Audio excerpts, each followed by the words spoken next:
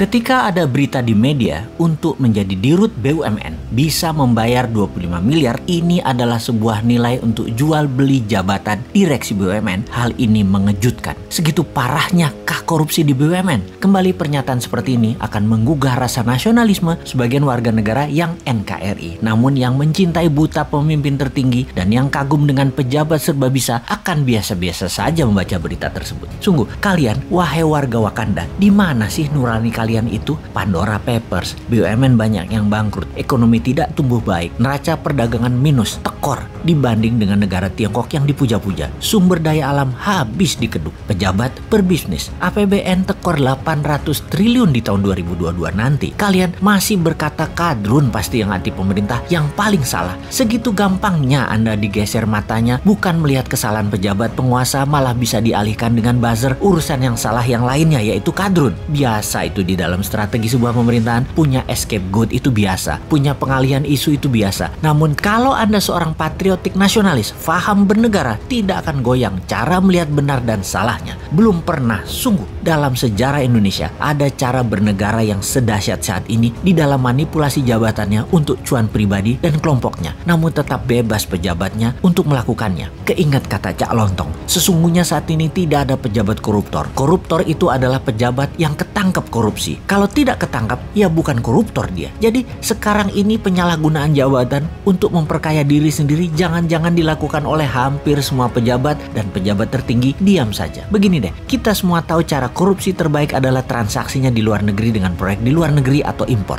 Izin impor dan apapun yang negara impor 100% pasti ada komisi di negeri lainnya. Oleh karena itu, kita pertanyakan kalau ada yang tahu dan peduli tentang proyek IBC, Indonesia Battery Company, yang akan membeli perusahaan mobil listrik yang tak jelas juntrungannya. Secara pribadi, si Sontoloyo ini menilai akuisisi perusahaan listrik asal Jerman yang akan dilakukan oleh IBC, Indonesia Battery Corporation, tidak layak dan tegas harus ditolak rencana akuisisi ini. Maaf, siapa juga gue ya? Perusahaan tersebut yakni Street Scooter yang akan diakuisisi oleh Odin Otomotif, perusahaan yang didirikan di Luxembourg. Banyak hal yang janggal dengan pembelian senilai 170 juta dolar tersebut, apalagi kalau bertujuan untuk membangun ekosistem kendaraan listrik dalam negeri. Mobil listrik itu banyak pemainnya. Kenapa nggak yang nama besar sekalian? Kalau nama kecil atau nggak jelas, di dalam negeri juga banyak pemainnya. Kasih duit 2,5 triliun, langsung jalan itu perusahaan.